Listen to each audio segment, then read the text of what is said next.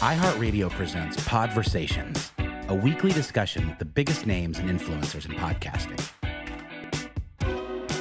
Hello and welcome to the iHeartPodcast Speaker Series. As you know, we like to take a minute every week to talk to some of our favorite creators, favorite podcasters, thinkers. And it's a chance to think about what the industry is doing, what great new podcasts we might have. And it's one of my favorite times, honestly, each week to get a chance to chat with talent. So I was thinking about this week's conversation and was remembering, I guess, as this was 2.5 years ago, when we started talking to Charlamagne the God about creating a new podcast network that he had envisioned. It was a podcast network dedicated to Black voices. Felt like obviously there wasn't the representation there needed to be in the podcast space. And so he came up with a pretty awesome list of talent that he really wanted to approach about being part of this. And I'll remember, that list forever probably, but one of the first names, I'd say in the first 3 or 4 names in there, was Tezlyn Figaro. And he was passionate about getting Tezlyn to join this network because, what she brings to a conversation and to a network is this ability to examine controversial or thought-provoking topics. But by doing so, by bringing on this diverse range of talent from all different political viewpoints, thinking about social consciousness and culture and politics, sort of this mix of hip hop and political expertise, and she keeps her ears to the street to sort of bring that knowledge and savvy to every single discussion. And she does this with power and purpose. And so that's why I'm excited today to get to speak to Tezlyn Figaro. Tezlyn, thanks for joining us today.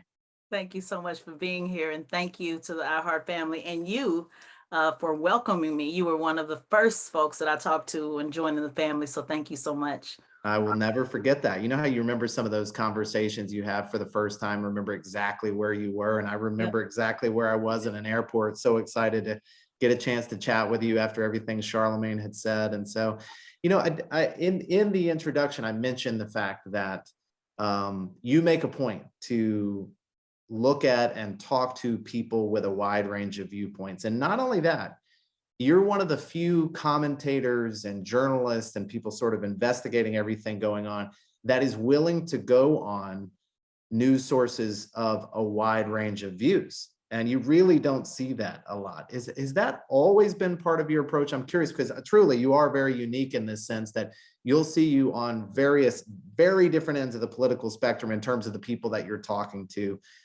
Maybe talk a little bit about it, whether that's always been your approach or sort of how that came about for you. Yeah, thank you for that question. I won't say that it is a strategic approach, Will. It is truly just my gift. And I say that not in a way to be boastful. I say it in a very humble way of understanding the gifts that my Creator has blessed me with. For those who really get into, the spiritual side of things, there is something called life paths. And I was not surprised at all to find out that I was a life path 9. And a life path 9 literally says verbatim, the ability to speak to people from all walks of life, the ability to see things that others do not. It's one reason why I'm a poet.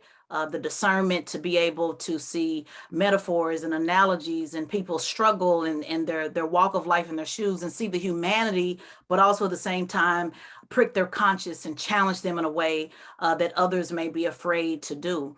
And so when I think about just how I've always been my whole life, people tell me, I was talking to a young lady yesterday and she said, I want to be like you when I grow up. And I told her, if you were like me, you would already be that. This is not a hey, let me learn how to be this way. I can think back throughout my entire childhood, every single report card, great student, but talks too much. Or the first one that my first bloody nose was in the 2nd grade fighting for Shantae Rowland, the bully that was bullying her. I remember Kelly Reynolds in the 4th grade when she was being bullied by Stephanie Collins. I stood up to her over chocolate milk. I remember standing up to the teacher, Miss Harris, in 6th grade. I got suspended in the 6th and 7th grade, by the way. I was the loudest cheerleader on my cheerleading squad. I've always, and even when I was cheering, most cheerleaders stand on the side and they say, go team, go. I was on the side saying, coach, get him out, sit him down. If he's not good enough for the game, put him out, so this is literally who I am, whether it's been my Air Force service, my recruiter said, there's no way you could be an M60 gunner. Why don't you try to go be something else, an admin or a nurse? And I said, no, I want to clear the room. So it's who I am. It makes me very comfortable in uncomfortable spaces.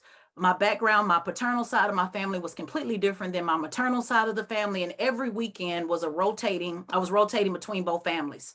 And so I saw a lot growing up. I experienced a lot, and all of those things just make it very easy for me to go on very extreme right networks and also very liberal in the middle and all the way left. And I have conversations with all of them, but I still remain the same Tezlyn. And I've loved watching that. And when you say you remain the same Tezlyn, I've made it a point to try to watch you on different outlets. And you're absolutely right that even for a viewer, you don't present any differently on a far right network than you do on the left. And I've always admired that about you. It's funny to hear you talk about, your childhood. It reminds me of a friend who's a parent I was talking to not too long ago, who has this very determined and bold child, and the child has gotten in trouble a few times, and we just keep saying those traits will serve that child super well one day. And I'm guessing there were some similar comments made about you of those traits will serve her well one day, and they certainly have. But it makes me think, did you always know that you wanted to follow a path somehow into the media or into communications somehow? Well, my mother was a secretary for the news director in my hometown. So I grew up around television. My first commercial, I was in the 4th grade. TV to me was which I think Will plays a part in why I am so comfortable on camera, because I've always been on camera, but that's the journalist side of things. And I tell people all the time, the journalist reporter side actually conflicts with opinion commentators. A lot of journalists, they don't even see opinion commentators as serious journalists or serious about the news. What I say is commentators like myself, we create the stories and reporters report on it. But being blessed to be a part of both of those worlds growing up, my mentor was Uzi Brown Washington. She was the first Black woman who was a weekend anchor at K4 NBC affiliate. So I always knew that television would be in the mix. But the moment that I learned that being a reporter was not for me, it's very similar to Oprah's story when she said, she started reporting and she was crying and getting emotional. And they said, you can't bring emotions, to what it is. What I learned is I just knew I was going to do radio, television, and film. I was going to be a reporter.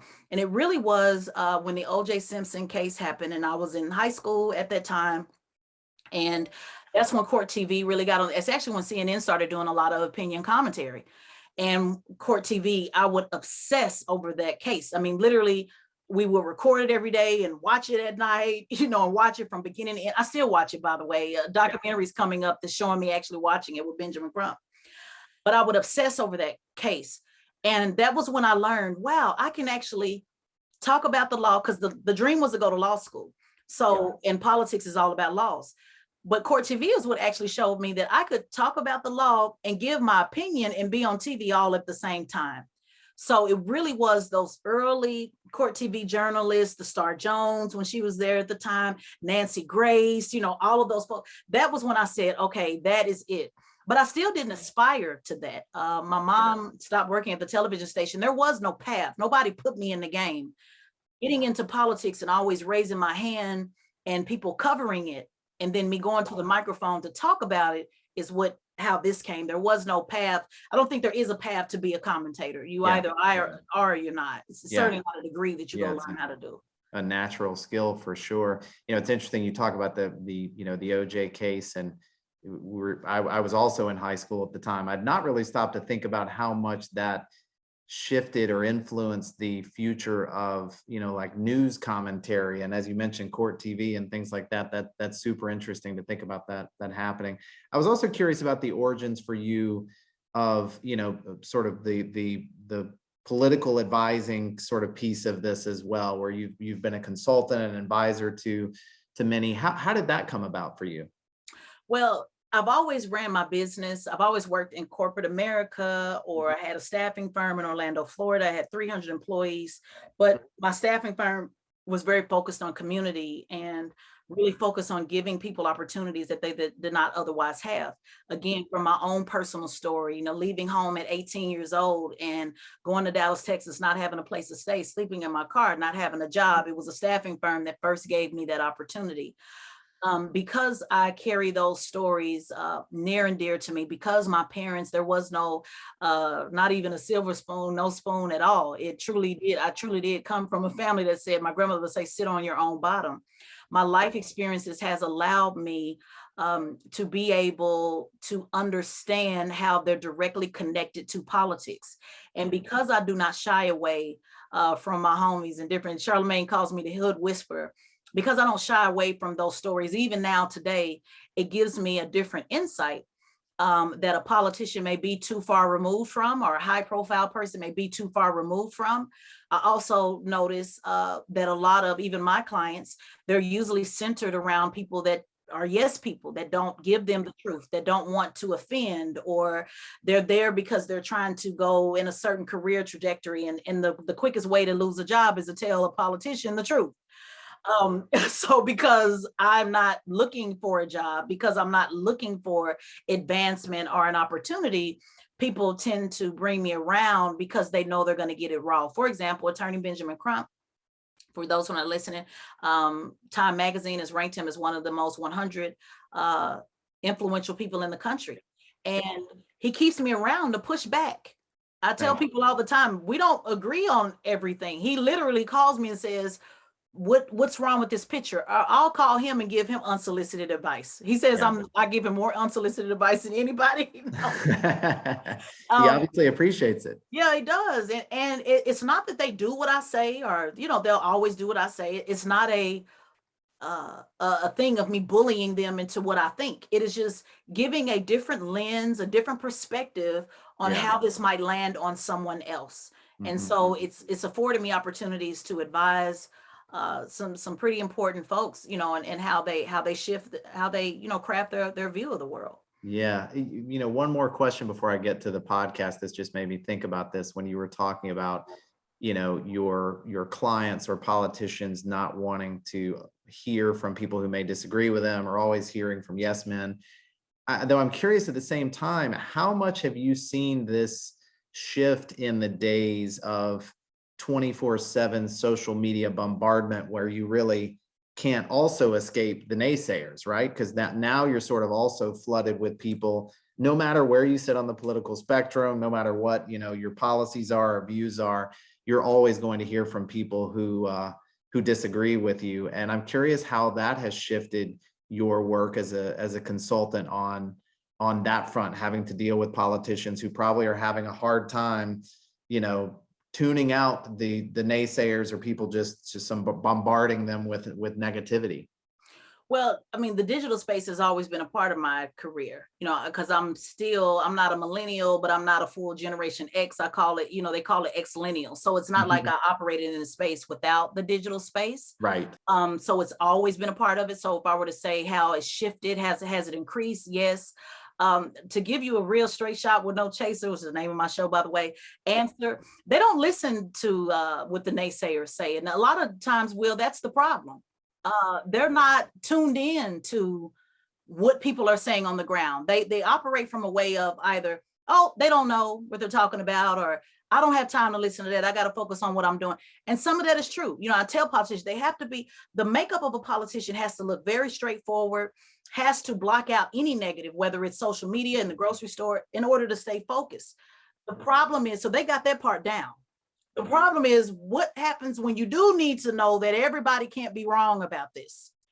If 1 million constituents are saying that you folded like a napkin, you probably folded like a napkin. At least take that into consideration. And that's where my job comes in, where I actually do take the time to read what they say. So it hasn't shifted. They've always, and when I say they, and I want to be clear, that's not everybody. When I say always, I don't mean every single person. Right. But for the most part, they do a great job tuning out. My role is to make them tune in. That's interesting. That's really interesting. Well, let's talk about it. When you say tune in, and you referenced your podcast, Straight Shot, No Chaser. Let's talk about that a bit. So first of all, what made you think to do a podcast, and sort of what inspired the idea for the podcast? Well, I've been in radio and television for over a decade plus. When people tell me, "Oh, I didn't know you did this," and it's like, well, you saw the end of the journey, not the beginning. So whether I had my first television show was in 2004. It was called Unscripted at University of North Texas. Nobody knew about it because it was at the college, and it was just a show at the college, but it still was the same thing. It was me, unscripted, not edited. One of the producers said, we edit this at the end, and everything that I do is live TV. There's never any edits. I don't do edits. I do, this is what it is. So it was called Unscripted. And then after that, I had a television show in Orlando, Florida, again, on a local television station. And I did radio at WOKB, AM talk radio, which is different for everybody. My co-host, who was a co-host with me at the time, his name is Don Miller. We would always say anybody can do radio, but everybody can't do talk radio. So totally different skill set. My mom would always say, you have an answer for everything. And literally I have an answer for everything, and it works well in the talk space. So to me, the podcast is just, to me, radio all over again. I did it if I was doing it on Blog Talk Radio for $39 a month, to host my own conversation. It's the same thing. We're just recording it and uploading it to the largest audio platform in the world, but the conversation is the same. So there was no inspiring. This is what had to be done. I've been called for this. Very different. It's not a career. It is truly a calling, which means that if I don't say what needs to be said, then I am literally tossing and turning and through the night. And it's never been about the numbers to me. I had videos and radio shows where very few people listened, but I was able to get it off my chest and put it out there. Now, if you go back and look at that, you'll see all of the things that are happening now prophesized 10 years ago. And I'm glad that I was able to put it on record. So for somebody that hasn't heard the podcast before, first of all, should definitely check it out. But if they haven't, how would you describe the mission of the podcast in a few lines?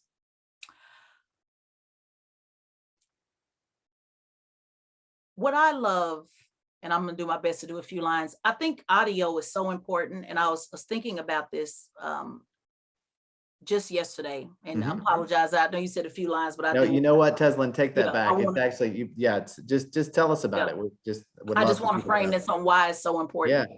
I ran into somebody 2 days ago, and I was getting some cash to go into a lounge, and he asked me, why do you keep walking back and forth? I said, I don't have any cash, and I had to go get some cash.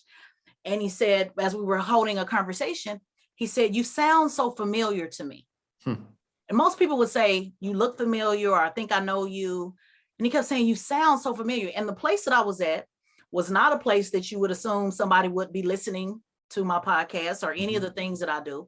But he kept saying, no, you sound so familiar. And I just said, well, do you follow politics? And he said, Tezlyn Figaro. And this will truly go down as one of what they say, a defining moment. I really wanted to think about that.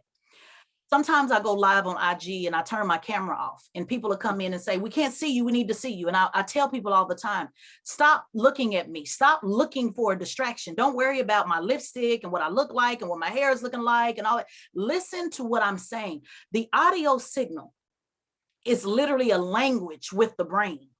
It is soul stirring. It does something in the spirit, in the conscious. It's a spirit to spirit conversation. So when we talk about podcasts and audio, it is the very sense of hearing my voice and knowing that I'm touching somebody's soul. You can't do that by looking at somebody. And so when you talk about what is my podcast about, it is exactly that. It is meant to prick the conscious, prick the soul, make you think about something you did not otherwise think of. Not change your mind. One of the things I always say at the end of my podcast, use it, lose it, can't make you choose it. I'm not trying to make you choose it. You can use it or you can lose it. But what it's doing is, it's what we call a mediation, peeling the onion, giving an opportunity to hear what you're not going to hear on mainstream TV, and me being a pundit on mainstream TV. It's only so far I can go. I only have 2 minutes or 3 minutes. This gives me a deeper dive. And I go back and forth between interviews and my commentary, but I notice as we're trying to still shape the show into what people really want, what I find is the most received is my commentary, because people really want to know, they want somebody to call a thing a thing. So if I had to summarize it up, it is truly, calling a thing, even if you don't agree or like what I say, it is definitely calling it what it is. And it's very different that you do not hear among my colleagues. There's only about 30, I believe, actual contributors in cable news. And what I mean by that is MSNBC, Fox News, BNC, and CNN. There's only about 30 Black contributors. You have many people that appear over and over. And I'll tell the listeners to know, you'll know they're a contributor if they say joining us is BNC contributor Tezlyn Figaro. There is such a small voice for Black contributors in mainstream media. There's such a small voice in the podcast space. Only 70% of those who listen to podcasts are white folks. So listening to what it is that I'm pushing at, and most of the shows, and honestly, this is not minimizing anybody, but most podcasts are entertainment focused or love, relationships, things that are palatable, easy to digest, fun. The work that I'm doing is very, very hard. It has to land on 50,000 people to get 2 people to respond. So it's a great deal amount of responsibility and understanding that this space, it's necessary. And so that's what I would say. If we had to say one sentence, it's necessary. What I'm saying is necessary on so many different levels to really hear the truth. Not somebody that's pandering towards an agenda. I'm independent. I'm not a Democrat or Republican. You can guess what networks, all of them across the board, all of them have an agenda. You can tell who's working for who. And I know when you listen to me, you can't figure out who I'm working with because I call everybody out across the board. And that's really, what you get from me. And I like that your guests that you have on are always thoughtful in that sense as well. And it's such a range, whether you're talking about, Killer Mike to Bishop Swan, or you just such an interesting mix of guests that you've had on. That phrase that you used, prick the soul, I don't know if I've heard that before, but I like that because there's this image or this idea of pricking. You're not exactly trying to hurt somebody, but you're doing enough to like make it come to life. You're doing enough to sort of wake it up. And I like that idea of how you're sort of getting these conversations going. Maybe talk a little bit about what you see with the podcast going forward. Are there some guests that you'd like to have on, or conversations or series you'd like to start as part of this? Yeah, I definitely want to continue to have more of a diverse audience. I also would love to do something similar to what Timberland and Swiss Beats is doing with Versus. I would love to see people willing to sit down and have a versus battle on ideology. You mentioned something a moment ago. You said, it's not that you're trying to hurt anybody, you're trying to get them. And I say that if somebody's hurt by my words, let's unpack that. Where does that pain come from? Like, I'm okay with you getting your feelings hurt. See, that's what I mean when I say prick the conscience. Like, let's tap into it. And if you're hurt by my words, there's something that triggered you that we need to identify. Yeah, that's a great way to put it. And you have so many folks, and actually, Shirley Chisholm, first Black person ever and woman that ran for president, used prick the conscience a lot. It might hurt. Yeah, it might hurt. Words hurt sometimes. And rather than, that hurt my feelings, what is it about it? Did it get too close to home? Let's deal with that. Like, let's understand. And I think if we're okay with that, nobody goes, when you go to war, when I signed up, I certainly didn't want to go to war. But when I signed up, I had a choice. I could either do paperwork or it could be an M60 gunner with a 23-pound weapon. Did I sign up for that, Will, with saying, I didn't know that I would ever have to fire a shot? I'm confused. Did you sign up to be a boxer to not expect any hits? If we're really going to get down to the differences that we have and the similarities that we have and really make change, or guess what? We may not make any change at all. We can just have an understanding for each other, which I believe. Then we have to have these tough conversations.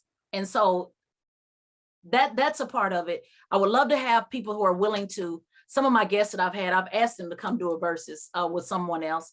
And then I also, based on what my listeners have been saying, they want more commentary from me. When you think of some of the people who's been most successful in this business, Rush Limbaugh, who I did not agree with any of his political positions, but he was number one in radio for a very long time. And he wasn't interviewing folks, he was talking. And what I've seen from those who do really, really well, when you look at, if you look at a Joe Rogan, again, not my, I don't follow his way on the political spectrum. Yeah. When you look at the things that he's talking about or what he's trending about, it's not who he interviewed, it's what he said. Yeah, exactly. So in the space that I'm in, people have a yearning for wanting to know how to unpack things, not me telling people what to do, but they really want that political education. And I think I definitely want to do a better job of that, because when I'm interviewing, it's a different personality. I'm doing more listening than I am talking. But I'm noticing people want me to talk more because they're like, explain this to me. I want to get it going. So right now we flip back and forth between commentary and interview, but the show is still, still somewhat new, a year or so old. So we're still shaping, how we want that to look. And I tell people, reach out to me and tell me what you like. And that's usually where I get the best feedback. Yeah. Well, I love the conversations that you've started. And even among our team here, when we catch up with producers, your show is one of them that comes up probably most frequently, just in terms of, sort of instigating conversation or initiating conversation. And I always appreciate that. And so for all of our viewers and listeners here today, again, if you have not checked it out, Straight Shot, No Chaser with Tezlyn Figaro. Tezlyn, thanks for all the work you do, the dedication to your craft as well. There is no question, whenever you listen to one of your episodes, there's no such thing as phoning it in. There's no such thing as like trying to pull double duty while doing this, while also doing something else. You can tell with every episode, you're putting your heart and soul into it. It really comes through. And so I just want to say thank you for being partners with us and for doing all that you do for this show. Thank you. It means a lot. And thank you for the opportunity. Well, thank you guys for being with us today, and we will see you again next week.